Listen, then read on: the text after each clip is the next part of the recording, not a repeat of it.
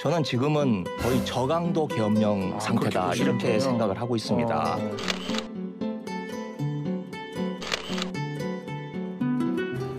이번에는 다시는 그러면 안 된다는 분명한 선례를 남기는 것이 김기현이 말씀하신 법무장관의 지위 이런 걸 감안하더라도 더 공익에 부합하는 거라고 저는 생각합니다. 그게 명예훼손이 되나 싶은 거고 설사 그게 명예를 훼손했다 할지라도 10억 원까지나 되나? 스스로의 몸값, 자신의 몸값을 대단히 높게 매기는구나. 김윤덕 의원님 참석하셨습니다. 유정규 의원님 참석. 대통령실의 고발이 아니라 김건희 여사의 고소가 있었으면 참 좋았겠다 이런 생각이 들고요. 조명을 사용하면 김건희 여사의 명예가 훼손되고 조명을 사용하지 않았으면 명예가 훼손 안 되고 그런 건가요? 대통령 부부가 자기 말을 잘 듣는다는 식으로 표현하는 왜 천공 스승에 대해서는 고발 안 하는지 잘 모르겠습니다. 이런 음모 그리고 우리 그 반대 진영에 대한 아주 그냥 조롱 그리고 뭐 희화 이런 걸 하는 DNA가 있는 분들이 계속 저주를 하고 조롱을 하고 있는 겁니다. 퇴출시켜야 됩니다. 예.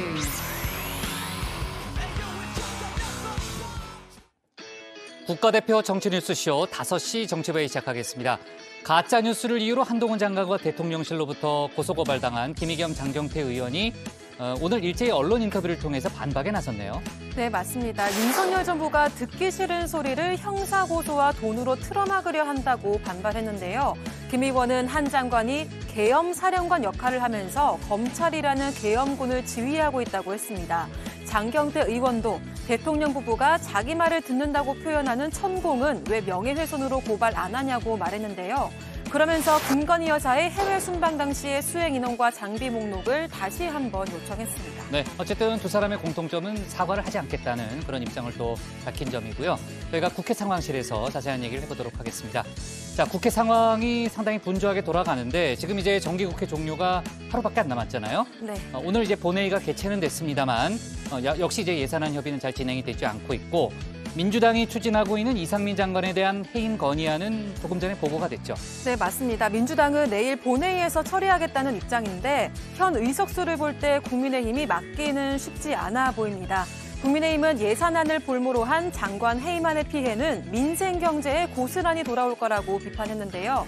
반면 정의당은 해임 건의안이 시간만 허비할 뿐이라면서 이 장관에 대한 탄핵을 논의해야 한다고 주장했습니다. 정의당이 더 적극적으로 탄핵을 주장하고 있군요. 자, 아까도 제가 잠깐 얘기했습니다만 예산안 합의가 잘 이루어지지 않고 있고 양당의 원내대표, 정책위의장, 예결위 간사 이렇게 3명씩 3+3 합의를 벌이고 있잖아요. 네. 여전히 중요한 쟁점에 대해서는 이견이 좁혀지지 않고 있죠. 네, 그렇습니다. 양측 모두 한치의 양보 없는 협상을 이어가고 있는데요. 민주당은 초부자 감세안부터 철회하라고 주장하고 있고 국민의힘은 야당이 정치적인 이유로 윤석열 정부 예산안에 발목을 잡고 있다는 입장입니다. 오늘까지 합의가 이루어지지 않을 경우 민주당은 정부 원안에서 일정 부분을 감액한 단독 수정안을 제출하겠다고 최후 통첩을 날렸습니다. 네, 오늘 오전에 민주당이 기자회견도 열었죠. 예산안 관련해서요.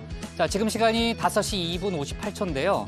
조금 전인 오후 5시에 예정대로라면 이제 여야 원내대표가 만나게 돼 있습니다. 만약에 만났다면은 정치부의 기간 하는 도중에 속보가 들어올 걸로 예상이 되는데 저희가 뉴스 반영해 가면서 회의를 진행하고요. 자, 조금 전 이제 본회의에 몇 가지 법안들이 통과가 됐는데 어제 뉴스픽에서 다뤘던 내용이죠. 이제 새는 나이와 만 나이가 달라서 약간의 혼선이 있었는데 만 나이로 통일하는 그 법안 개정안이 통과가 됐다는 거죠. 그렇습니다. 내년 6월부터는 사법과 행정 분야 등에서 만 나이로 사용이 통일되는데요. 새는 나이 기준으로 보면 생일에 따라서 한두 살이 줄어드는 효과가 있습니다. 국장은 좋으시겠습니다. 제가 갑자기요? 제가 좋다고요?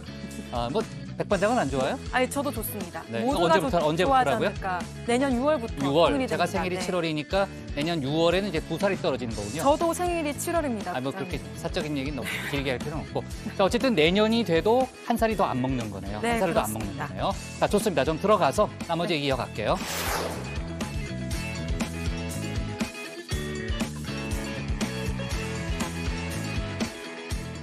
아니요, 당황하지 않았어요. 내가 의자를 걷어찼더니 유 실장이 옆에서 뭐라고 했는데요.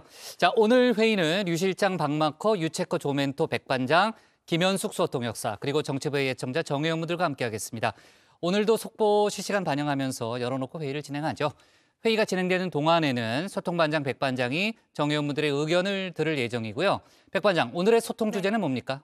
네, 오늘의 소통 주제는요. 한동훈 법무부 장관은 청담동 술자리 의혹을 가짜뉴스로 정의했죠. 형사고소와 함께 10억 원의 손해배상 소송도 냈습니다. 이에 대해 김의겸 의원이 오늘 가짜뉴스라는 데에 동의하지 못한다면서 사과하지 않겠다고 했는데요. 이런 상황을 우리 정 의원분들께서는 어떻게 보시는지 잠시 후에 보내주시는 의견들을 모아서 소개해드리겠습니다. 유튜브에 정치부회의 실시간을 검색하시면 댓글 보내실 수 있으니까요. 많은 참여 부탁드리겠습니다. 네, 좋습니다. 이따가 응답하라 다정회에서 여러 의견 들어보도록 하고요. 서둘러 가도록 하겠습니다. 유한울의 뉴스빅5부터 오늘의 정치부회의 출발하겠습니다.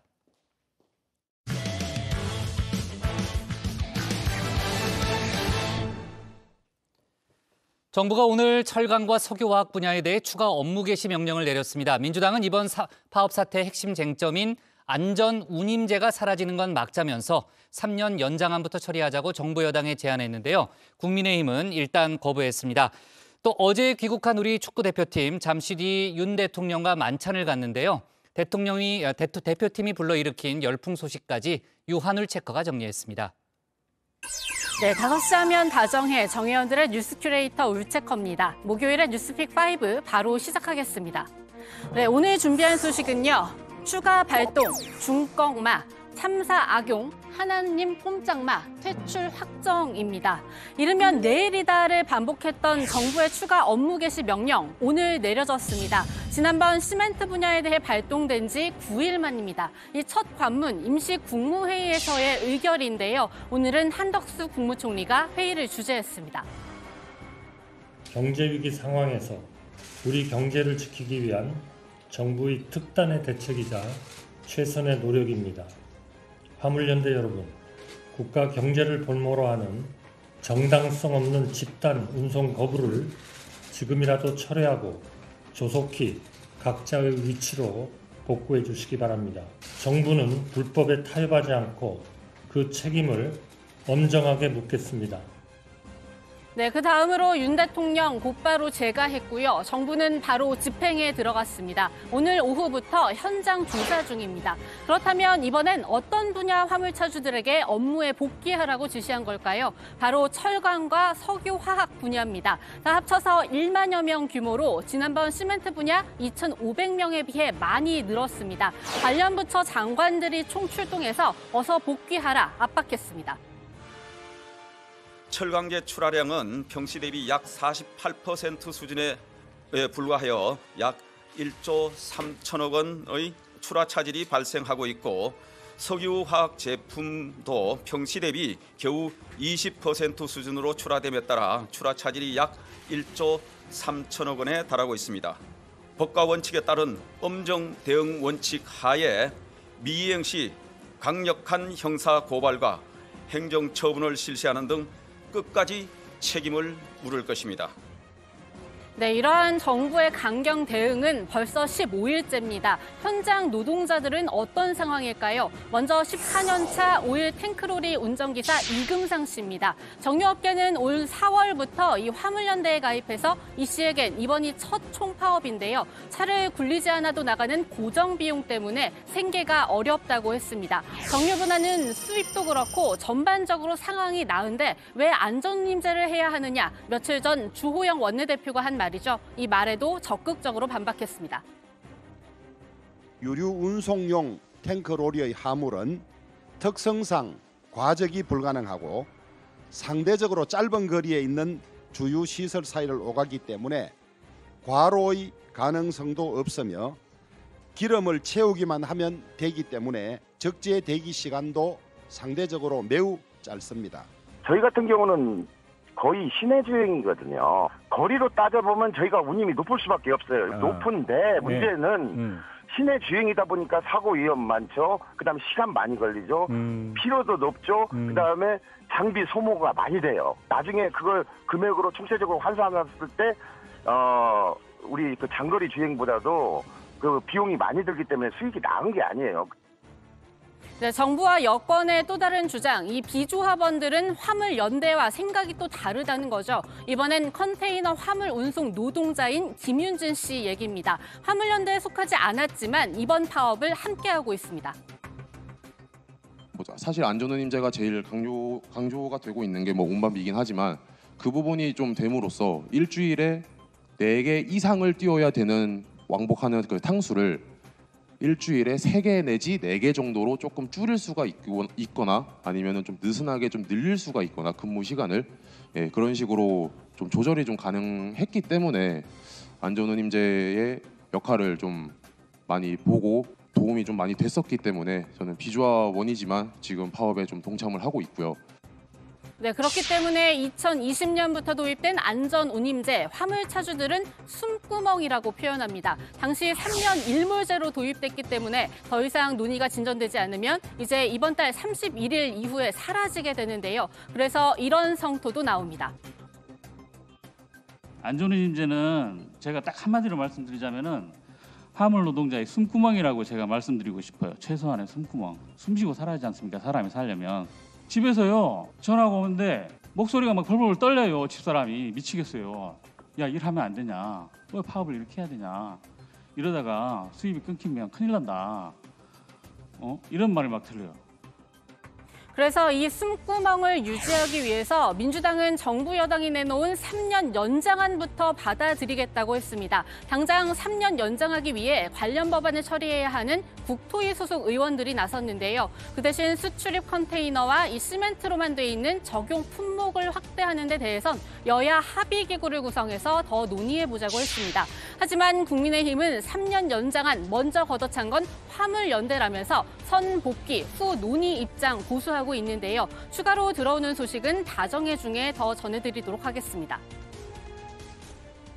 정부와 여당이 품목 확대와 관련한 어떠한 협상도 거부한 채 일몰 상황이 다가오는 이때 안전운임제 지속이 가장 최우선 과제입니다. 아울러 법안 개정과는 별개로 안전운임제 품목 확대 등을 계속 논의하기 위한 국토위 산하 여야 합의기구를 동수로 구성할 것을 국민의힘에게 제안합니다.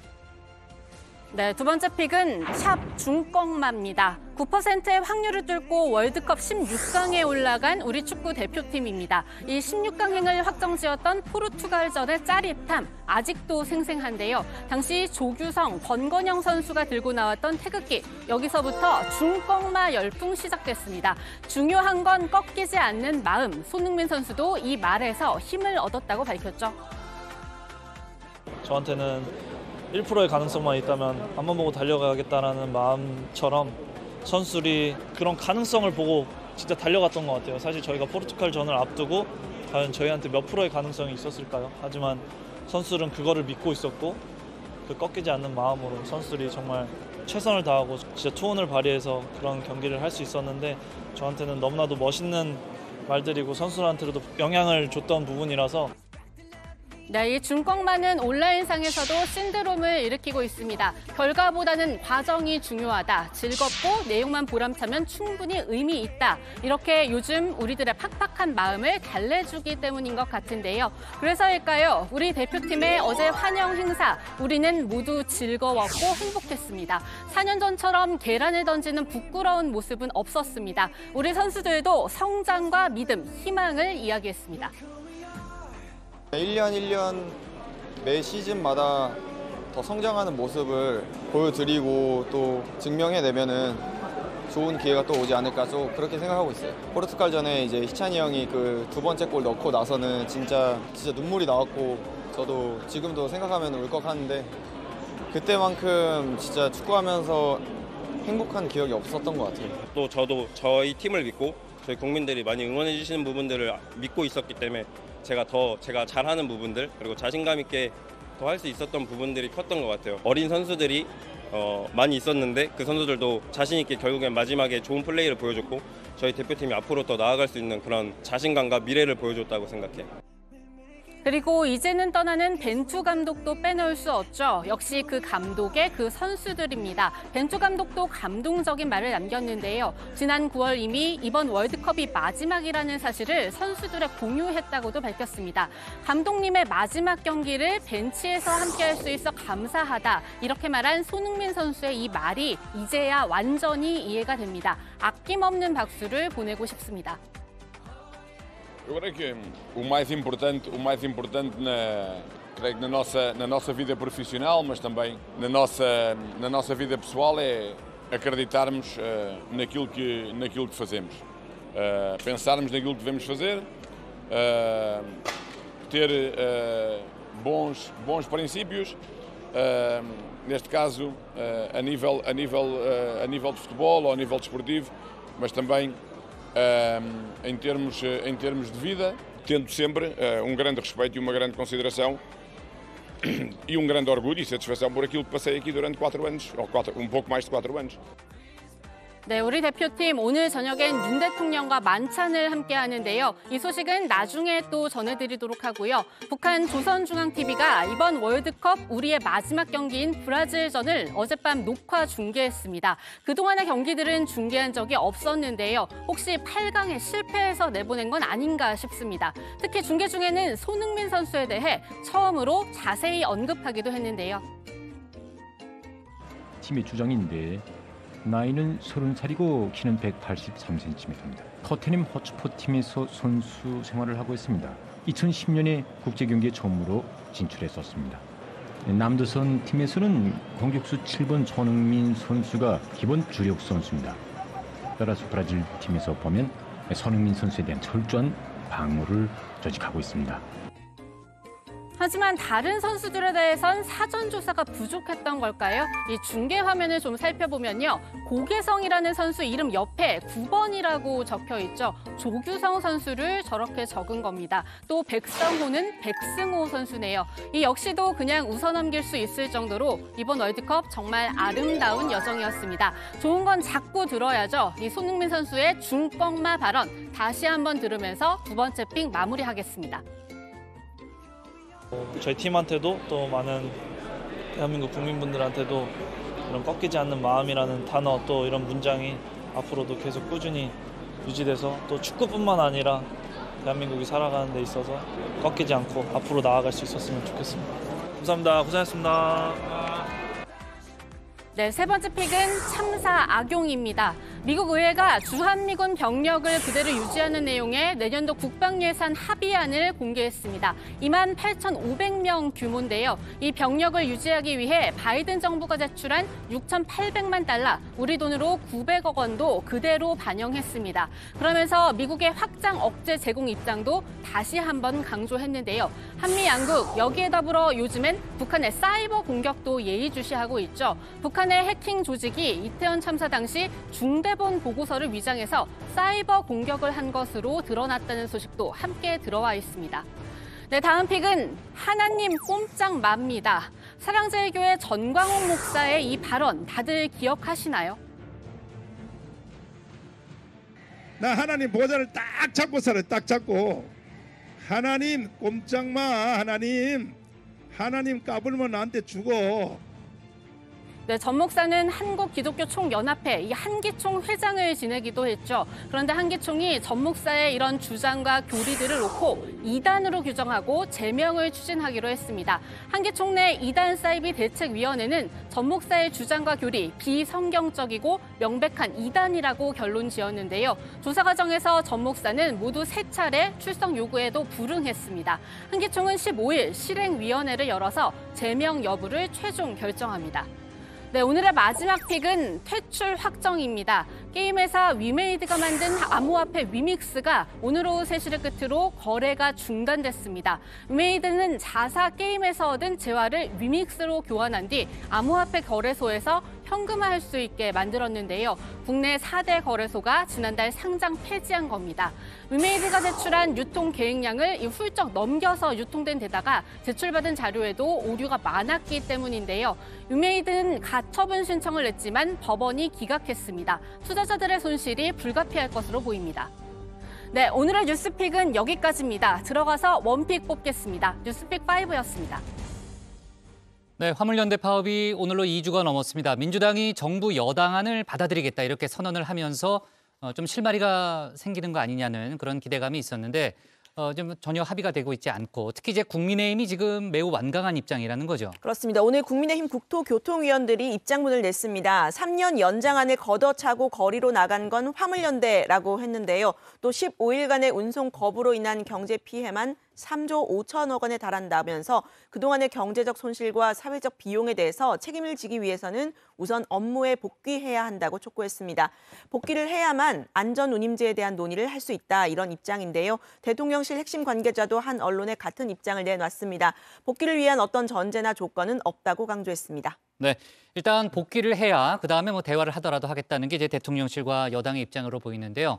민주당은 국민의힘이 입장을 바꾸지 않을 경우에 내일 단독으로 국토위 소위를 열겠다는 계획인 거죠. 네, 그렇습니다. 국토위 민주당 간사인 최인호 의원은 제도의 폐지만큼 막는 게 최우선 과제라는 데 인식을 같이 했다면서 이번 중재안을 제시한 이유를 설명했는데요. 국민의힘이 받아들이지 않으면 내일 단독으로 소위를 열어서 안전운임제 3년 연장 내용을 담은 법안 수정안을 의결할 계획입니다. 이럴 경우에 국민의힘에서 안건조정위원회를 신청하거나 국민의힘이 위원장인 법사위에서 발의 묶일 가능성이 있습니다. 네. 여야 간에 또 다른 쟁점 사안이 등장을 했군요.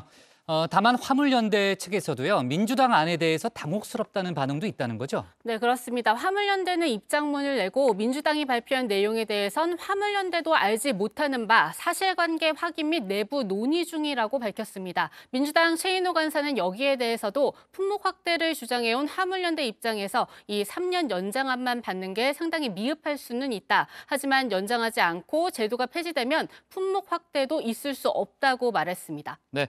아까 3픽에서 북한의 사이버 공격 얘기가 잠깐 나왔잖아요. 3픽 맞죠? 네, 맞습니다. 네네. 자, 정부가 북한 IT 인력들의 국내 위장 취업에 대해서 오늘 주의보를 내렸다는 거죠. 네, 그렇습니다. 이 외교부와 국정원 등 지금 7개 부처가 오늘 이 북한 IT 인력에 대한 정부 합동주의보를 내렸습니다. 국내 IT 기업들을 상대로 국적 신분을 위장한 이 북한 인력을 고용하지 않도록 이 구인 과정에서 신원 확인 절차를 강화해달라고 요청한 건데요. 정부는 이 북한 IT 인력 수천 명이 아시아, 아프리카 등 해외 각지에 파견돼서 단체 생활을 하면서 전 세계 기업들로부터 일감을 수주하는 등 매년 수억 달러의 외화를 벌어들이고 있다고 밝혔습니다.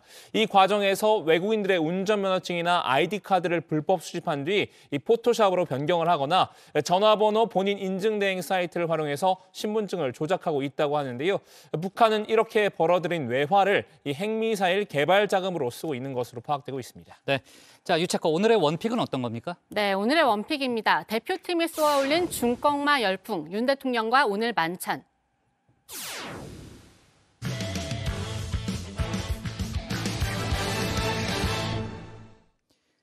내일이 정기국회 마지막 날입니다. 오늘 내로 여야의 내년 예산안 합의가 이루어져야 내일 본회의 처리가 가능하죠. 5시에 다시 만났다는 속보는 있는데 아직 협상 타결 소식은 들려오지 않고 있습니다. 민주당은 이상민 장관의 해임 건의안을 내일 처리하겠다면서 오늘 본회의에 보고를 했는데요. 대통령실과 관련된 무더기 고소고발 건까지 유정아 상황실장이 함께 정리했습니다. 네, 민주당이 이상민 장관의 해임 건의안 오늘 국회 본회의에 예정대로 보고를 했습니다.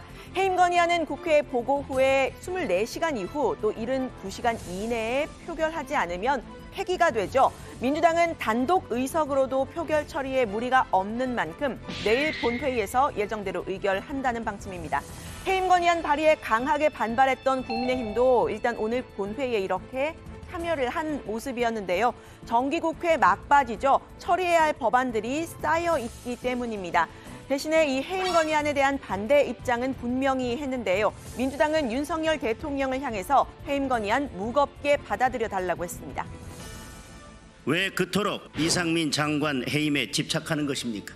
이런 해임 건의안은 정당성도 명분도 전혀 없습니다. 조자룡 헌칼 쓰듯이 남발하는 해임 건의안에 대해 국민 누구도 납득하지 못합니다.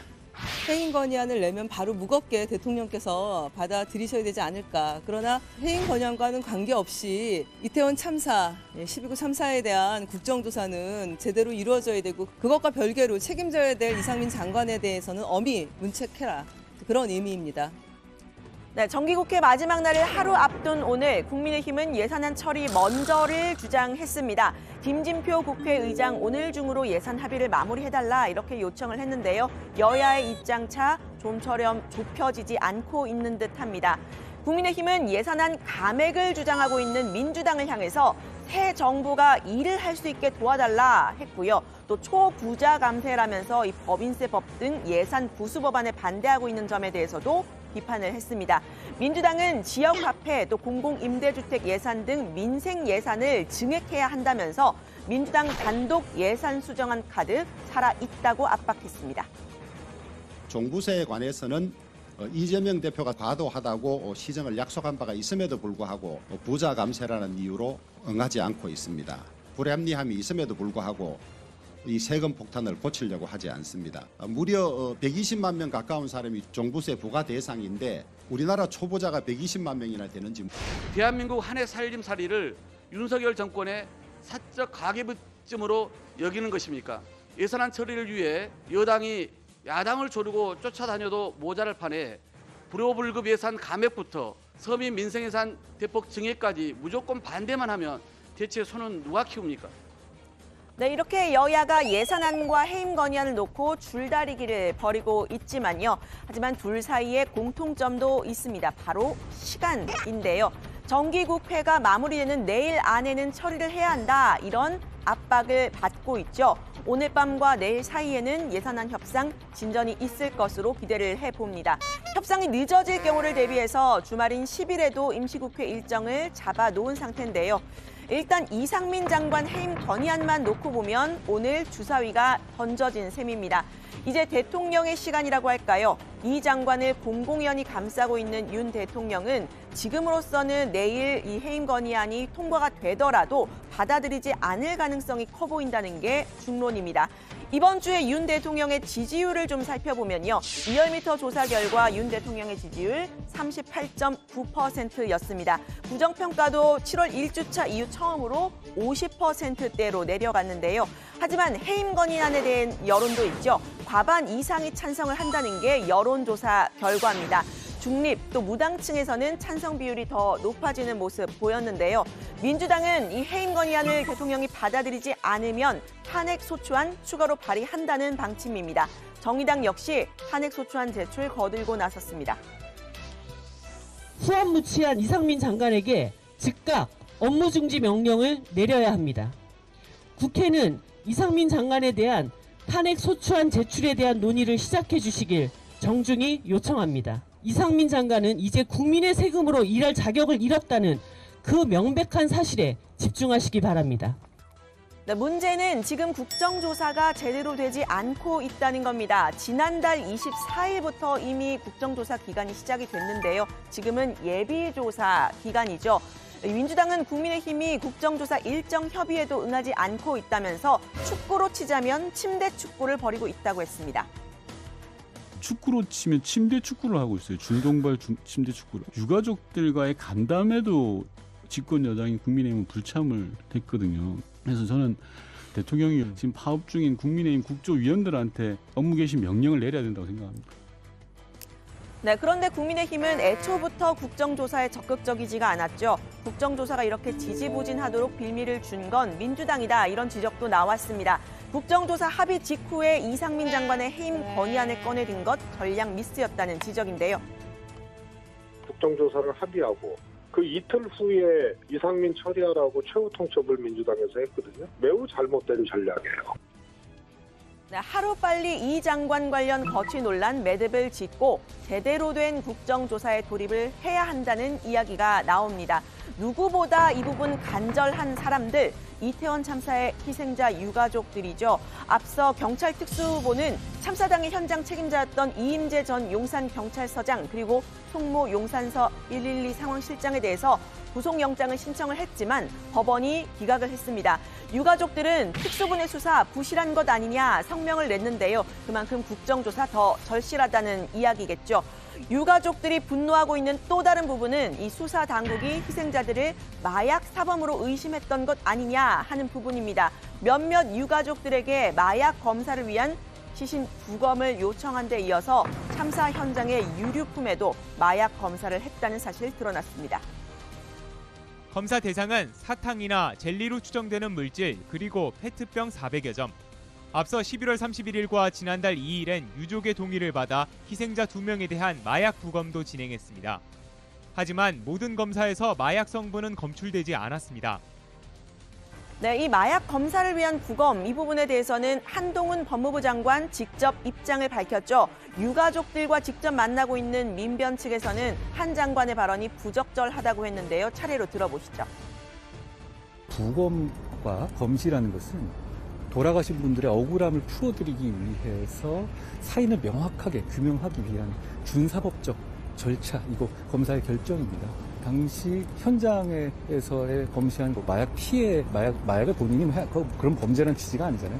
절차적으로 정당했다고 얘기하신 우리 장관님의 말씀도 굉장히 부적절하다고 생각합니다. 지금 이 사건은 누가 보아도 사실상 사인이 압사로 명확한 상황이었습니다. 그런데도 그 마약 관련해서 부검이 필요하다는 그 이야기가 도대체 왜 나오는 것인지. 네, 이 마약 검사 부분이요. 참사 희생자들의 사인을 명확히 규명하는 과정에서 있었던 일이겠죠. 참사 다음 날 윤 대통령이 주재했던 중대본 회의에서는 압사라는 표현 쓰지 말라라는 지시가 있었다는 의혹도 나왔습니다. 관련 소식은 들어가서 좀 더 이야기를 해보도록 하고요. 이번에는 범정부 차원의 이른바 가짜뉴스와의 전쟁 얘기 좀 해보겠습니다. 제가 어제 고소고발 픽3로 다뤄드렸던 부분인데요. 가짜뉴스에 대한 잇따른 법적 대응, 야권에서는 비판에 대한 재갈 물리기다 반박을 하고 있죠. 한동훈 법무부 장관, 이른바 청담동 술자리 의혹과 관련해서 명예훼손으로 10억 원의 손해배상을 청구했습니다. 앞서 심심한 유감을 표한다라고 사과성 메시지를 냈던 민주당 김의겸 의원은 끝까지 따져보겠다고 태도를 바꿨는데요. 오늘은 이렇게 말했습니다. 술자리에 있었느냐라고 하는 내용을 물어본 건데 그게 명예훼손이 되나 싶은 거고 설사 그게 명예를 훼손했다 할지라도 그 훼손한 대가가 10억 원까지나 되나 여기에 대해서는 저도 좀 놀랐습니다. 이분이 스스로의 몸값, 자신의 몸값을 대단히 높게 매기는구나. 네, 한 장관 역시 법적 대응에 대한 의지 분명히 밝혔죠. 강대강 대치로 흐를 수밖에 없어 보입니다. 분명한 선례를 남기는 것이 법무부 장관의 지위 이런 걸 감안하더라도 더 공익에 부합하는 거라고 저는 생각합니다. 저는 지금은 거의 저강도 계엄령 상태다. 그렇게... 검사들이 계엄군 역할을 하고 있고 지금은 한동훈 법무부 장관이 계엄사령관 역할을 하면서 계엄군을 지휘하고 있는 거 아니겠어요? 네, 김 의원과 협업을 했다라고 하는 유튜브 매체 더 탐사에 대해서는 어제 경찰이 사무실에 대해서 이렇게 압수수색을 했는데요. 강하게 저항하는 모습이었습니다. 그렇지만 압수수색 시도 4시간 만에 경찰이 영장을 집행했습니다. 이거 뭐 실제대로 누가 고발만 하면 지금 한동훈이 지금 누가 침입했다고 지금 압수수색으로 나온 거예요? 이게 말이 안 되잖아요, 상식적으로. 영장을 주셨기 때문에 이건 협조사항이 아니에요. 법무부 장관이 고발을 해가지고 그 집행을 한다는 게 말이 됩니까? 이 당사자가? 상식적으로 이게 지금 저희가 응할 상황이에요? 네, 대통령실로부터 고발을 당한 민주당 장경태 의원도 강경한 태도를 견지하고 있는 건 마찬가지죠. 캄보디아 순방 당시 김건희 여사의 행보를 문제 삼았던 장 의원, 사실은 이 본인이 했던 빈곤 포르노라는 표현이 불쾌했던 것 아니냐라고 했는데요. 조명 여부를 지금 대통령실에서는 문제를 삼고 있는데 이 조명을 사용하면 김 여사의 명예가 훼손되고 조명을 사용하지 않았으면 명예가 훼손 안 되는 거냐 이렇게 따져 물었습니다. 엄밀히 말하면 대통령실의 명예를 훼손한 게 아니라 김 여사의 명예를 훼손한 것 아니냐면서 김 여사가 직접 고소하라고 맞섰는데요. 대통령실의 명예를 훼손했으니까 김건희 여사 개인의 명예를 훼손했고요. 명예훼손죄는 단의사 불벌죄입니다. 김건희 여사 당사자가 본인이 처벌을 원하고 있다라는 것이기 때문에 결국 대통령실의 고발이 아니라 김건희 여사의 고소가 있었으면 참 좋았겠다. 네, 장 의원은 한 발 더 나아갔습니다. 윤 대통령 부부의 지인으로 알려진 유튜브 천공에 대해서는 왜 고발 안 하느냐 이렇게 따져 물은 건데요. 대통령실은 지금 천공을 언급했던 정의당 김종대 전 의원, 방송인 김어준 씨도 고발을 한 상태죠. 의혹을 제기하는 사람들이 아니라 윤 대통령의 멘토를 자처하고 있는 천공을 먼저 문제 삼아야 하는 것 아니냐고 했습니다. 근데 우리가 질문을 기자들이 아침마다 쫓아가고 막 갖다 들이다 대는 거는 원래 기자들이 잘못하는 겁니다. 아, 기자들 수준이 너무 낮은데 앞으로 어떻게 하면 제일 좋은 방법이냐 하면 일주일에 한 번씩 기자회견을 합니다.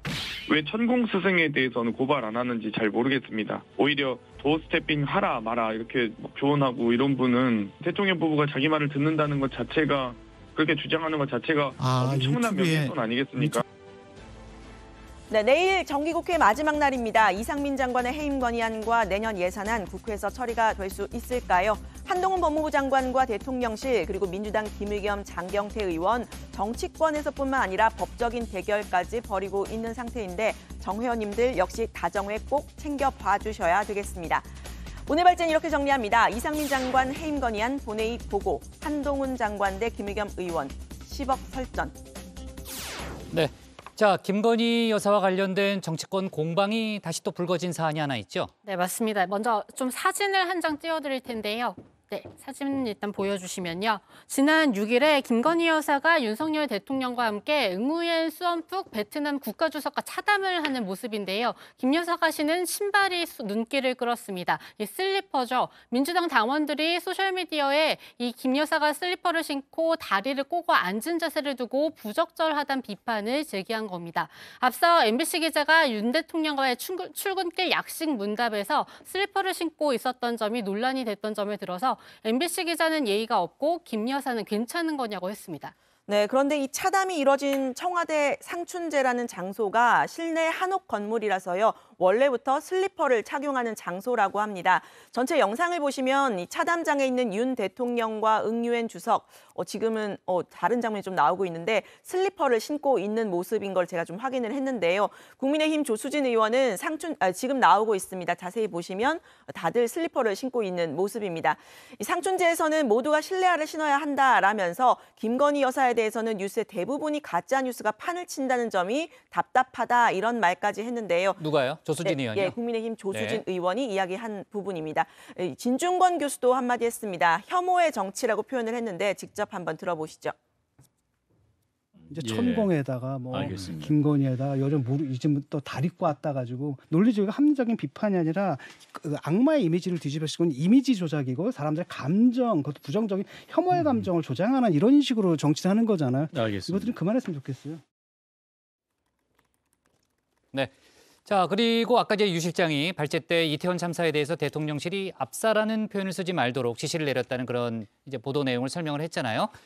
관련된 내용에 대해서 대통령실이 오늘 입장을 냈다는 거죠. 네, 그렇습니다. 일단 관련 보도는 국회 국정조사특위 신현영 의원이 제출받은 관계기관의 모바일 상황실 대화 내용인데요. 참사 다음 날 윤 대통령이 주재한 중대본 관계기관 회의의 결과라면서 박향 보건복지부 방역총괄반장이 이태원 압사 사건을 압사 제외하고 이태원 사고로 요청드린다고 한 내용이 담겨 있습니다. 서울지역 관계자는 이태원 사고를 변경하겠다 이렇게 답변을 하는데요. 압사가 명백한데 압사라는 단어를 빼라고 한 건 상황을 축소하려고 했거나 참사의 다른 원인을 찾으려고 했던 게 아니냐는 게 민주당의 입장입니다. 네, 대통령실 관계자는 이 압사라고 쓰지 않으면 압사라는 현상이 사라지는 것이냐, 이 국민을 우습게 보는 단편적인 주장이라고 반박했습니다. 윤석열 대통령 역시 압사라는 단어를 수차례 썼다고도 말했는데요.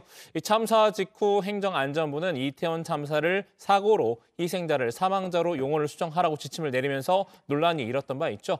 이 역시 이태원 참사를 축소하려는 시도 아니냐는 얘기가 나왔었는데요. 대통령실 관계자는 당시 중대본 회의에서 이 행안부가 중립적인 행정 용어로 통일하는 게 좋겠다 이런 의견이 있었다면서 그렇다고 해서 어떤 현상이 사라진다고 아무도 생각하지 않는다고 말했습니다. 네. 자, 어제도 제가 잠깐 얘기했습니다만 최근 국정원에 대한 여러 기사들이 나오고 있죠. 여러 가지 사안들이 있는데 그중 대거 인사 발령을 한 부분을 놓고서는 정치권 공방이 이어지고 있네요. 조멘토. 네, 국정원이 최근 2급과 3급 고위 간부 인사를 단행하면서 100여 명을 무보직으로 대기 발령했다고 합니다. 이 가운데 상당수가 문재인 정부 때 중용됐던 인사들로 서훈과 박지원 전 국정원장 때 인력들인 것으로 알렸습니다. 앞서 문재인 정부에서 임명됐던 1급 보직국장 27명 전원이 윤 대통령 취임 직후인 지난 6월 대기 발령을 받았던 상황에 영장선으로 풀이가 됩니다. 민주당에선 문재인 정부 지우기이자 정치 보복의 일환이라고 강하게 비판했는데요. 최근 국정원이 신원조회 업무를 확대하겠다는 언론 보도가 나왔었는데 권력기관을 통해 국내 정보에 개입할 수 있다는 우려도 드러냈습니다. 막 배가 고픈데요. 바로 옆에서 돼지고기를 굽고 있어요. 그럼 젓가락이 글로 가지 않겠습니까? 국정원의 흑역사는 대부분 국내 정보에 개입하고 그것을 이용했고 악용했기 때문이거든요. 그래서 문재인 정부에서는 그걸 철저히 차단을 했던 건데 이번에 국정원 인사와 결합이 되면서 야, 권력기관 입맛대로 움직여라 라는 시그널을 준 거거든요. 네, 지난 10월에는 이 국정원의 2인자라고 불렸던 조상준 전 국정원 기조실장이 일신상의 이유로 사임한 바가 있죠. 조 전 실장은 검사 출신으로 이른바 윤석열 라인으로 분류되는 인사였습니다. 당시에도 국정원 내부 인사 문제 때문이다 이런 이야기가 나왔었는데요. 국정원 내부에 대대적인 물갈이가 이루어지고 있는 것에 대해서 박지원 전 국정원장은 정권이 바뀔 때마다 이러한 보복 인사가 있어서야 되겠느냐라고 이야기를 했습니다. 40, 50대의 유능한 공무원들이 무슨 죄냐 하면서 안보 공백이 올 수 있다고도 우려했습니다. 네, 어떤 안보 공백도 와서는 안 되고 정권이 바뀔 때마다 이런 보복 인사가 이루어진다고 하면은 누가 어떤 공무원이 혼을 바쳐서 일할 수 있겠는가? 이러한 것이 다른 부처로도 이첩되는 그런 신호인가? 네, 오늘 상황실 발제 이렇게 정리하겠습니다. 이상민 해임안 본회의 보고 한동훈 대 김의겸 10억 설전으로 제목을 잡겠습니다.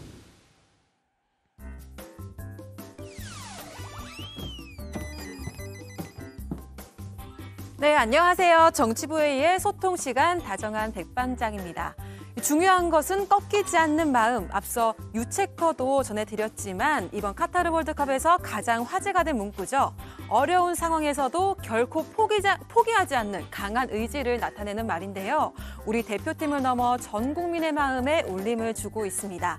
우리 정의원분들도 저마다의 꿈을 가지고 계실 테고 꺾이지 않고 이루어내고 싶으신 일들이 있으실 텐데요.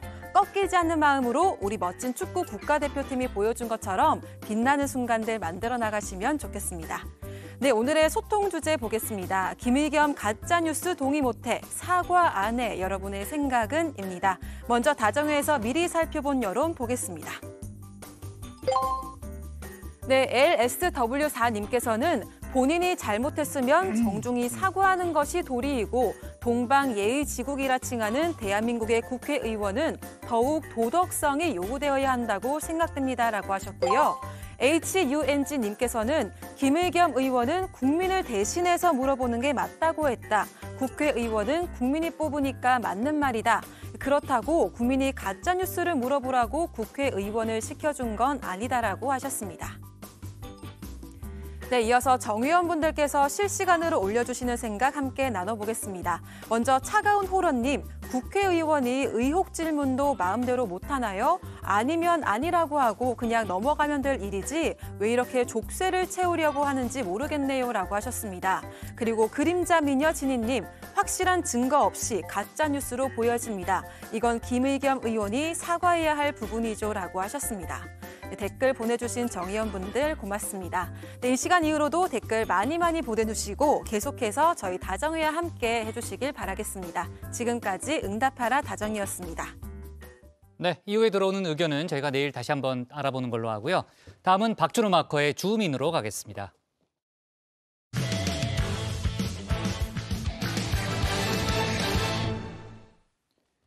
권성동 의원과 장제원 의원, 지난달 윤석열 대통령과의 관저 만찬을 계기로 관계 회복에 나섰죠. 어제는 친윤계 성향의 당내 공부 모임인 국민공감의 첫 행사의 모습을 드러냈습니다. 당내에선 차기 전당대회를 앞두고 윤핵관들의 목소리가 커지고 있다는 얘기가 나오고 있는데요. 박준호 마커가 주민에서 관련 내용 정리했습니다. 라면 먹을래요? 다음 날의 어떤 스케줄에 대한 얘기도 하기 위해서는 댁에 가는데 라면도 끓여주시고요. 아 직접요? 예, 라면 끓이면서 계란 2개? 뭐 이렇게 말씀도 하시고. 장 의원, 윤 대통령이 손수 끓여준 라면까지 먹었을 정도로 윤핵관 중에 윤핵관이죠. 하지만 그에 못지않은 이도 있습니다.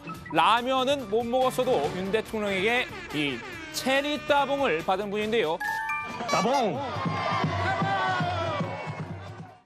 네, 지난 8월 말 윤핵관이 분화하고 있다는 소식을 전해드렸었죠.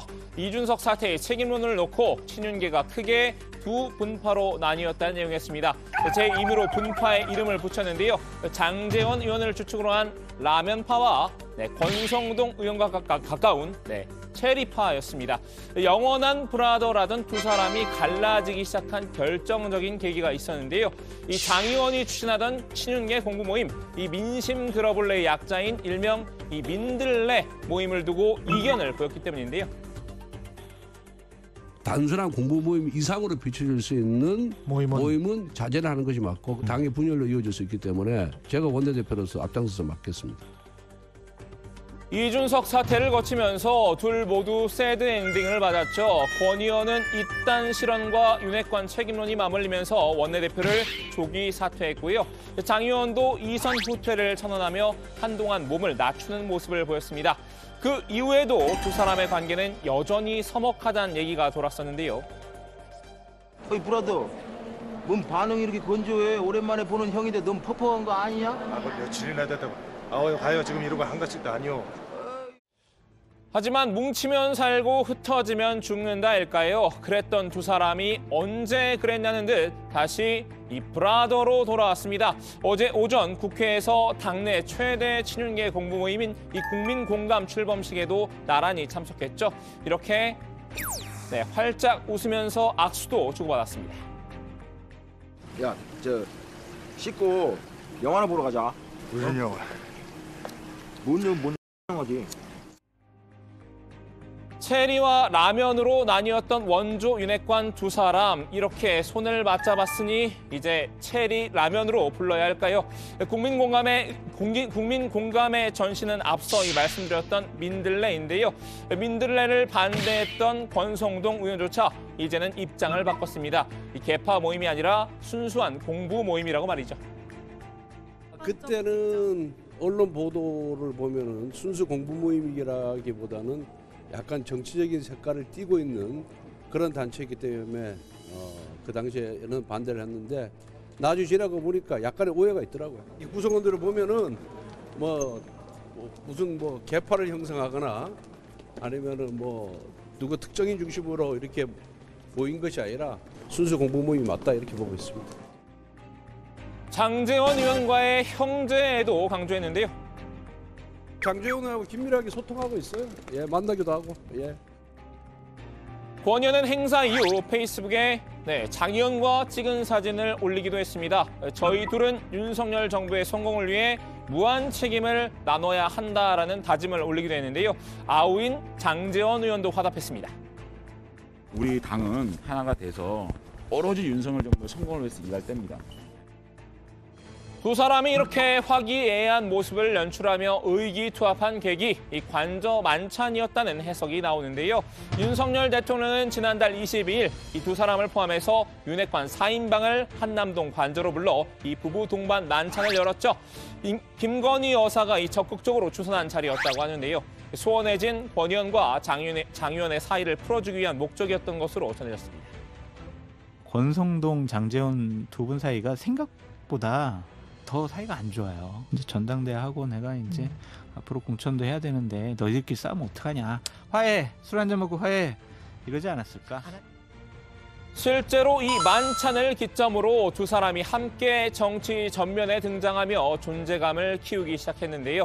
잠재적 당권 주자로 거론되는 권 의원은 지역 곳곳을 돌며 당심을 살피고 있습니다. 어제도 이 국민공감 행사 이후에 곧바로 대구 지역 당원들을 찾았죠. 이 페이스북에도 여러 현안에 대해서 강경한 목소리를 내고 있는데요. 장 의원은 국민의힘 몫인 국회 행정안전위원회 위원장직에 단독 입후보했습니다. 이 행안위는 행정안전부와 경찰청 등을 피감 기관으로 두고 있죠. 그러니까 장 의원이 행안위원장을 맡게 되면 이 경찰국 관련 이슈에 적극 대응할 것으로 보이는데요. 이 민주당의 사퇴 압박을 받고 있는 이상민 행안부 장관의 엄호에도 나설 전망입니다. 민주당은 이제 윤석열 정부를 흔들기 위한 이상민 탄핵 정치쇼를 종영해야 할 것입니다. 이재명을 방탄하고 국민들의 시선을 돌리려는 얄팍한 술수에 넘어갈 국민은 없을 것입니다. 두 사람이 관계 회복을 선언함과 동시에 재등판한 시점 역시 주목할 필요가 있습니다. 공교롭게도 차기 당권 레이스가 시작된 이 정치의 계절이죠. 전당대회를 앞두고 친윤계가 단일 대우를 형성해야 유리하다는 판단 때문인 듯한데요. 둘 모두 이 국민 공감의 회원 명단에 이름도 올리지 않았건만 이 첫 모임의 모습을 드러낸 것도 결국 같은 맥락입니다. 이 국민 공감의 성격은 그러니까 이 민들레가 아니라 윤들레 아니냐 이런 우려도 나왔는데요. 물론 국민 공감에 참여한 의원들은 강하게 부인하고 있습니다. 너무 큰 의미는 부여하시지 않으셔도 될 것 같고 저스트 원 오브 댐입니다. 여러 가지 뭐 공부 모임이 많습니다. 그중에 하나고 제가 초선 때는 이런 공부 모임이 한 20여 개 됐었어요. 하지만 이 체리 라면 연대를 형성한 두 사람 차기 전당대회에 영향력을 행사할 조짐은 조금씩 보이고 있습니다. 이 라면 하면 빠질 수 없는 반찬이 한 가지 있죠. 만약에 김치가 없었더라면 무슨 맛으로 라면을 먹을까? 네, 바로 김치인데요. 그래서 필요한 게 김장이었나 봅니다. 당내에서 김장연대설이 솔솔 나오고 있는데요. 의원님께서 어떻게 보세요? 그런데 김장연대 얘기 나오잖아요. 그전한게 늘 김장철인가요? 아 이게 너무 그거는 차차 봅시다. 친윤계 당권 주자인 김기현 의원과 장제원 의원의 연대설인데요. 최근 김 의원이 윤 대통령과 관저에서 이 3시간가량 독대했다는 사실이 알려졌죠. 이어서 지난 6일에는 이 장제원 의원실에서 장 의원과 따로 만나 이 30분간 대화를 나누게 됐는데요. 네. 어제 김기현 의원 만나신 이유는 뭐예요? 어떤 형태로 만나신 거예요? 잠시 좀 보자 그래서 네. 시간이 나서 차 한잔 하자고 그래서 그냥 그런 얘기 한 거예요. 이 때문에 이 김장연대라는 말이 나오게 된 건데요. 이 기존 친윤 후보군들 가운데 김 의원이 이 윤핵관의 낙점을 받은 것 아니냐는 추측입니다. 자, 특히 이제 김 의원 본인도 윤심 마케팅에 공을 들이고 있습니다. 윤 대통령과 수시로 소통한 사이라는 점을 내세웠죠. 사실 뭐 윤석열 대통령님하고 저하고는 자주 뭐 이렇게 만나기도 하고 전화도 하고 그렇게 하거든요. 자주 소통하는 관계이기 때문에요. 만나기도 하고 같이 식사도 하고 빈번하게 있는 일이기 때문에 뭐 그 새삼스럽게 말씀드리는 상은 아닙니다. 장 의원도 이 김 의원을 우회 지원하는 분위기입니다. 최근 당내 투톱인 정진석 비대위원장과 주호영 원내대표가 이 수도권 MG 대표론을 띄웠는데요. 울산 지역구인 김 의원은 언짢은 심정을 여지없이 드러냈죠. 장 의원도 김 의원과 같은 입장을 견지했습니다. 정 위원장과 이 주 원내대표의 발언을 공개 비판한 겁니다. 저는 어떤 의도로 어떤 생각으로 그런 말씀을 하시는 도저히 이해가 안 갑니다. 또 뭐 비대위원장께서 또 이런저런 뭐 후보에 대한 가이드라인이라 그래야 됩니까? 기준이랑 그렇게 말씀하시는 것도 부적절하다고 생각을 합니다. 왜냐하면 전당대회의 심판을 보시는 분이잖아요. 정 위원장도 장 의원의 반발에 불쾌감을 숨기지 않았는데요. 이 김장연대와 당내 투톱이 정면 충돌하는 모양새입니다. 이거는 심판이기 때문에 당연히 해야 될 얘기지 심판이기 때문에 해서는 안 될 얘기가 아닌 것이죠. 심판으로서 마땅히 해야 될 얘기지 그게 왜 심판으로서 해서는 안 될 이야기입니까? 자, 오늘은 돌아온 윤핵관 브라더 두 사람이 전당대회에 미칠 영향 등을 정리해 드렸는데요. 다시 친윤계의 구심점으로 나선 원조 윤핵관들이 이 윤심의 눈에 들 만한 후보를 무사히 추릴 수 있을까요? 오늘 주민아마지는 게임 속 캐릭터의 말로 대신하겠습니다. 짜잔, 내가 돌아왔다. 네, 자 여러 보도가 나왔던 사안인데요. 윤석열 대통령이 차기 대선 주자로 꼽히는 인물들의 당권 도전에 대해서는 좀 탐탁치 않아 한다라는 이제 그런 내용이 많이 보도가 됐습니다. 정확하게 어떤 내용이에요? 네, 여권 핵심 관계자는 어제 윤석열 대통령이 차기 대선에 관심이 있는 이들이 당권에 도전하는 것에 대해서 여권 내부의 문제의식에 공감하고 있다 이렇게 전했는데요. 당 대표가 대선 출마를 염두에 둘 경우 2024년 총선 공천권 행사에 공정성 논란이 불거질 수 있다 이런 우려를 가지고 있다는 설명입니다. 네, 대통령실 고위 관계자도 차기 대권을 노리는 인물이 당 대표로 선출될 경우에는 사심 때문에 공정하고 경쟁력 있는 공천이 어려울 수 있다 이렇게 말을 했는데요. 자칫 공천 문제를 놓고 대통령과 잡음이 일 경우에 여건이 더 어려워질 수 있다고도 전했습니다. 결국 국민의힘이 22대 총선에서 승리를 하기 위해서는 차기 대선에 나서지 않을 사람이 당권을 잡아야 하고 그래야 공천 관련 잡음을 방지할 수 있다는 논리입니다. 네, 윤 대통령의 직접 발언을 듣지 못했기 때문에 확인할 수는 없습니다만 만약에 이제 윤 대통령의 의중이 보도된 대로 실제로 그렇다면은 안철수 의원과 유승민 전 의원이 당장 좀 불편해질 수 있는 그런 상황이고요.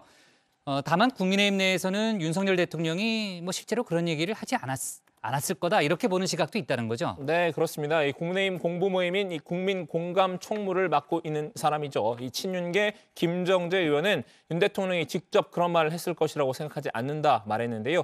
다만 이 유력 주자에게 줄 서려는 타잔형 의원이 벌써부터 나오면 곤란하다는 뜻이 아닐까라고 해석했습니다. 들어보시죠.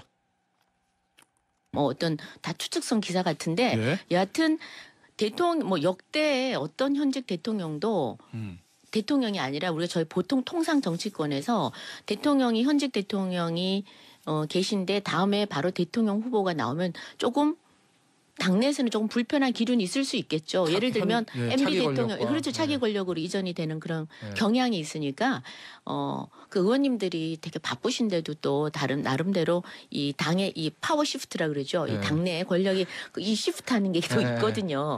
그리고 또 줄 잘 갈아타시는 분들도 계시고 타잔형 의원이라고 우리가 소위 그러는데 근데 여하튼 그런 부분이 있는데 저는 대통령은 굉장히 묵직한 그런 대통령으로서 그런 말씀은 안 하셨을 것 같고 윤 대통령의 이 임기 초반인데도 불구하고 대권 주자로 분류된 인사들이 당 대표로 나오게 되면 줄타기하는 의원들이 나와서 당 분위기를 해치지 않을까 이런 불편한 기류는 있을 수 있다는 설명인데요. 다만 김 의원은 누구든지 나올 수 있다면서 안철수 의원 등 이 대선 주자급의 전당대회 출마를 탐탁지 않게 볼 필요는 없다고 주장했습니다. 지금 당권을 노리고 있는 유승민 전 의원이 어제 나 한 명 이기겠다고 룰을 바꾸느냐 코미디 같은 일이다 이런 발언을 했고요. 관련해서 오늘 여당 내에서 많은 목소리가 나왔습니다. 김기현 의원도 비판을 했고 지금 얘기했던 김정재 의원 같은 경우에는 과대망상이라고 표현을 했네요. 네, 맞습니다. 국민의힘 내에서는 이 당심 대 민심 반영 비율을 7대 3에서 9대 1까지 조정하려는 움직임이 있죠. 유 전 의원은 어제 여기에 대해서 유승민 한 명 이겨보겠다고 전당대회 룰을 바꾸고 별 얘기 다 나오는데 36 코미디 같은 얘기라고 비판했습니다. 축구하다가 갑자기 골대를 옮기는 법이 어디 있냐고 비꼬기도 했는데요. 여기에 대해서 김정재 의원이 반박을 내놓은 건데 직접 들어보시죠. 유승민 대표께서 나 하나 때문에 룰을 바꾼다고요? 그럴 일은 없어요. 그리고 지금 너무 지금 약간의 과대망상 전혀 그런 거 없습니다. 왜냐하면 만약 그게 맞다 그러면 지난 경기도지사 선거 때 유승민 대표 그때 5대 5였어요. 아 그때요? 당심대 일반 여론조사 대 당원 여론조사 5대 5였는데 그때도 초선인 김은혜 전 의원한테 그냥 졌지 않습니까? 김은혜 의원은 또 5% 현역 의원 5% 감점이 있었어요. 그런데도 졌어요. 네, 김 의원은 유 전 의원이 그런 말을 할 때가 아닌 것 같다면서 룰은 얼마든지 바뀔 수 있는 거라고 주장했습니다. 그러면서 보통 공천을 한 달 남겨놓고 그때 양당의 공천 룰을 만든다. 그러면 이 지금 뛰고 있는 사람들도 그때 룰이 정해지는 거라고 설명했습니다. 네. 자, 안철수 의원이 고향인 부산을 찾았습니다. 당대표 출마 의사를 오늘 다시 한번 분명히 했네요. 네, 그렇습니다. 안철수 의원은 오늘 다시 미래로라는 주제로 부산 언론인 간담회를 열었는데요. 그간 제3당에 머무느라 부산 시민들께 도와달라고 늘 손만 내밀었지 힘이 너무 부족했다라면서 이제 대통령직 인수위원장을 거쳐서 집권당 중진원으로서 당대표에 도전하겠다라고 말했습니다. 안 의원은 당대표로서 선거를 진두지휘해 170석을 달성하겠다면서 이기는 공천을 통해 반드시 민주당을 괴멸시키고 압승하겠다 강조했습니다. 네, 당대표 선거에 영향을 미칠 윤심에서 멀어져 있는 것 같다. 이런 질문도 나왔는데요. 윤석열 대통령과 소통을 하는 사이다 강조를 했습니다. 안 의원은 굳이 친윤과 비윤으로 구분을 해야 한다면 대통령직 인수위원장을 지낸 사람을 비윤으로 분류하는 것은 아주 잘못된 것이라면서 안철수가 당대표로 당선되는 것을 막으려는 사람들의 프레임일 뿐이라고 했습니다. 네. 자, 좋습니다. 오늘 주민 제목 이렇게 정리하겠습니다. 다시 손 맞잡은 윤핵관 브라더, 전당대회에 영향 미칠까로 제목을 잡겠습니다. 다음은 조익신 멘토의 정치 인사이드입니다.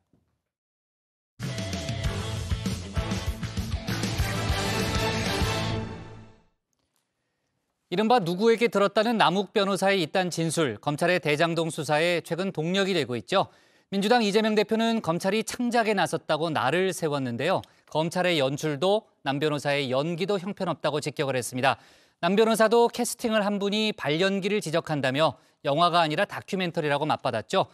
이런 가운데 검찰이 수사망을 좁혀오자 민주당 내에선 사법 리스크에 대한 우려도 커지고 있는데요. 관련 내용을 정치 인사이드에서 짚어봅니다.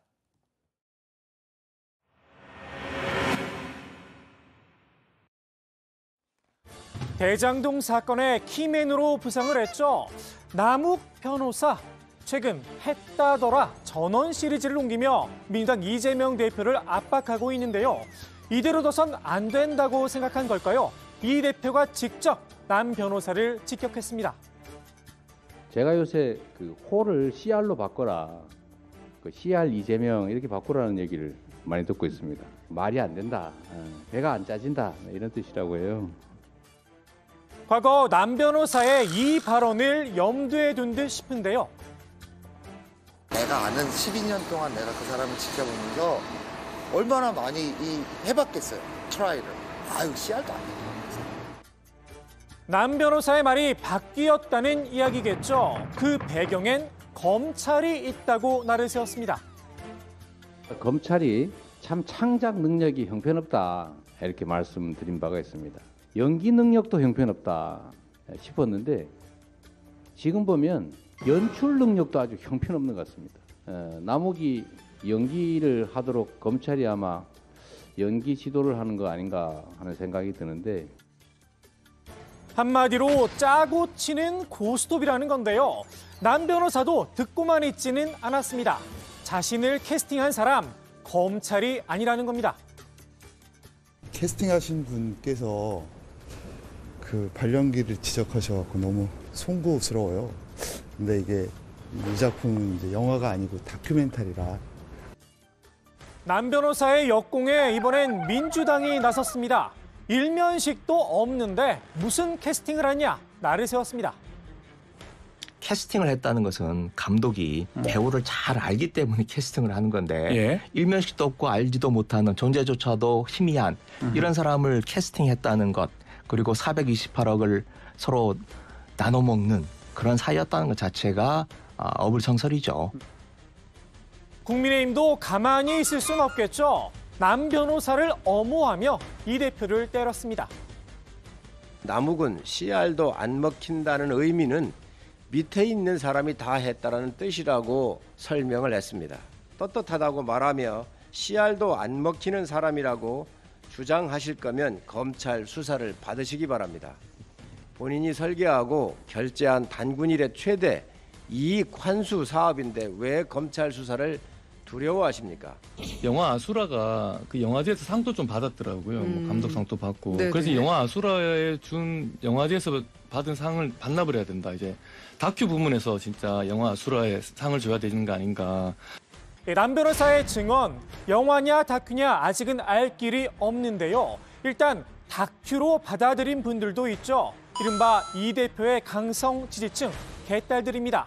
정영합 변호사가 이낙연 전 대표 측에 대장동 관련 자료를 넘겼다. 남 변호사의 법정 증언을 토대로 카드 뉴스를 만들었는데요. 제목은 이재명을 친 건 이낙연으로 뽑았습니다. 자료를 받은 사람으로 지목된 윤영찬 의원, 어떤 자료도 받지 않았다며 법적 조치를 예고했는데요. 민주당에선 개딸들을 향해 이런 쓴소리도 나왔습니다. 이 개딸들, 이분들이 남욱 얘기는 다 안 믿어요. 네. 모두 다 남욱이 거짓말하고 있다고 막 욕을 하는데 이 말은 믿어요. 예. 그러니까 도대체 왜 이렇게 선별적으로 이 판단을 하는 것인지 잘 모르겠는데 남욱 얘기를 안 믿으면 이 말도 안 믿어야죠. 이른바 이 대표의 사법 리스크, 이 역시 다큐로 받아들이고 있는 분들이 있죠. 바로 비명계 인사들입니다. 민주당과 2024년 총선에 미칠 악영향, 벌써부터 걱정이 큰데요. 임계점으로 점점 다가오고 있다 할까 이런 느낌입니다. 그러니까 물이 100도가 돼야 끓잖아요. 그렇죠. 90도까지는 안 끓지 않습니까? 한 90도까지 갔어요? 7, 80도. 이재명 사법 리스크를 끊고 가야 한다면서도 해법은 제각각입니다. 지금 자신에 대한 사법적 의혹은 본인만이 제일 잘하는 것이고 본인이 무고하다고 한다면 어떤 점이 무고한 것이고 어떤 점이 검찰의 수사가 잘못된 것이다라는 걸 명명백백하게 구체적으로 해명을 하고 반박을 공박을 했어야 된다고 생각되고요. 예. 이재명 대표가 지금 이제 이 뭐 사법 문제 가지고 뭐 김용 뭐 저기 정진상 이 사람들 죄가 있니 없니 또는 그 나는 돈 받았니 이 논쟁에 가담할 필요 없어요. 그냥 지금처럼 이게 사법 문제를 가지고 자꾸 얘기해봐야 국민들이 그거를 검찰 얘기도 100% 믿지도 않고 또 이재명 대표 얘기도 100% 안 믿어요. 어느 장단에 춤을 춰야 하는 걸까요? 다만 사법 리스크 때문에 이 대표가 민주당을 제대로 이끌지 못하고 있다는 점에선 한 목소리를 냈습니다. 약속 위반이란 말까지 나왔죠. 물론 친명계의 생각은 다릅니다. 약속 위반이다. 이런 생각이 들어요. 이재명 대표가 정말 결백이 확실하고 자기가 결백하다면 그냥 검찰의 일방적 주장이다 하고 딱 한마디를 끊어놓고 제가 지금 얘기하는 민생개혁, 경제위기, 금융위기 그리고 이 정치개혁 이 얘기를 세게 해야 되고 야당에 대한 그런 전면적인 탄압에도 불구하고 그에 맞서 싸우기보다 오히려 민생을 더 챙기겠다 또 국정을 정상화하는 데 더 주력하겠다 해서 유능한 민생정당을 표방하고 그렇게 의연하게 대표직을 수행해왔다고 생각합니다. 비명계가 하고 싶은 이야기, 결국은 정치개혁, 공천 문제가 아닌가 싶기도 한데요. 이 대표에게 공천권을 포기하라, 운을 띄운 사람도 있죠. 이 공천 문제와 관련해서 나는 다 오픈하겠다. 미국식 오픈 프라이머리를 도입하겠다. 안 하겠다 공천, 이재명 대표가. 이렇게 선언한다고 만일 가정을 했을 때 저는 국민들이 굉장히 감동할 것이고 그다음에 지금 민주당이 갖고 있는 어떤 사법 리스크 이런 것을 훨씬 뛰어넘을 수 있을 것이다. 개파 중심의 낡은 공천 뜯어 고쳐야 한다는 건데요. 친이재명계가 주도하기 전에는 친문 세력들이 주도했지 않습니까?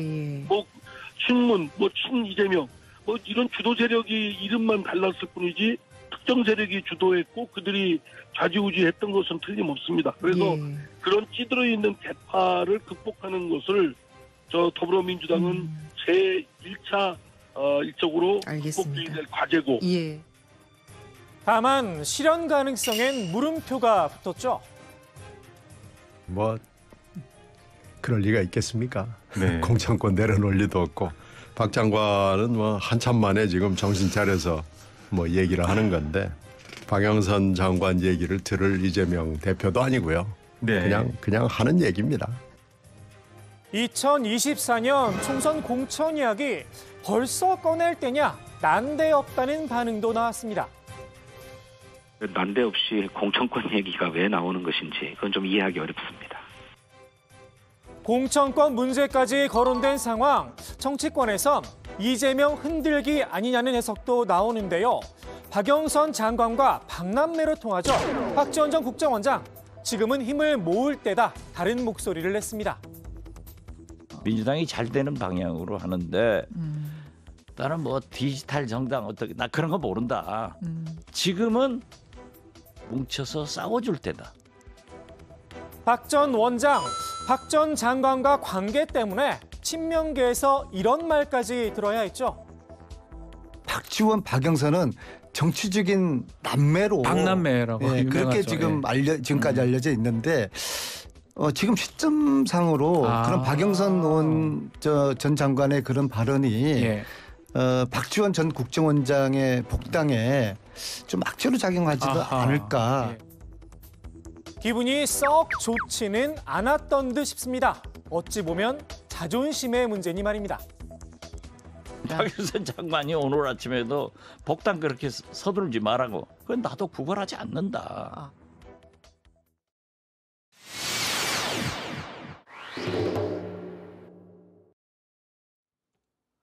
서해 피격 사건과 관련해 서훈 전 청와대 국가안보실장이 구속됐죠. 사건 당시 서 전 실장이 문재인 전 대통령에게 보고한 문건, 구속심사 때 재판부에 제출이 됐다고 하는데요. 앞서 문 전 대통령은 최종 승인자는 나다 스스로 밝히기도 했습니다. 저희들의 입장은 대통령께서 이렇게 험한 일에 나서지 마십시오. 저희들이 싸우겠습니다. 이런 뜻인데 대통령께서는 말하자면 그런 부하들 뒤에 있지 않겠다. 직접 하겠다. 네, 직접 책임질 일에 대해서 국민들에게 분명하게 진상을 이야기를 하고 당당하게 맞서시겠다. 이런 뜻을 그 글을 통해서 밝히신 겁니다. 문 전 대통령이 화가 많이 나 있는 듯하다는 전언도 있었는데요. 검찰의 문재인 정부 수사, 친문계에선 정치 보복이란 말도 나오고 있죠. 지금 현재 문재인 정부 장차관들 중에서 수사를 받고 있는 사람 또는 조사를 받았던 사람이 23명이라고 합니다. 23명이나 됩니다. 예. 장차관으로 한정을 했을 때? 예. 실무자급 빼고요. 예. 그러니까 문재인 정부에 대한 전방위적인 사정 그리고 정치 보복이 진행되고 있는데 이른바 통치행위를 문제 삼는 건 헌법 위반이라는 겁니다. 이면 누가 뭐 인허가를 해서 뭐 배임을 했다든가 이런 개인적인 비리를 가지고 책임 묻는 거는 그건 어쩔 수 없습니다. 예. 그건 뭐 정치라고 해서 그거를 뭐 법 바깥에 있다고 할 수가 없는데 예. 정치행위에 대해서 정책행위에 대해서 법의 잣대로 들이댄다. 이거는 헌법 위반이에요. 정치 보복 논란에 한동훈 법무부 장관이 직접 나섰죠. 과거 문 전 대통령의 발언을 소환하기도 했는데요. 물론 문 전 대통령께서 대북송금 특검 당시 민정수석이셨는데요. 그때 김대중 전 대통령께서 관여한 것이 드러난다면 유감스럽지만 책임을 지셔야 한다. 이런 말씀도 하셨던 걸로 좀 기억하는데요. 통치행위도 법 안에서 이루어져야 한다고 강조하기도 했습니다. 헌법과 법률을 초월하는 의미의 통치행위라는 건 민주국가에 존재하지 않죠. 다들 아시지 않습니까?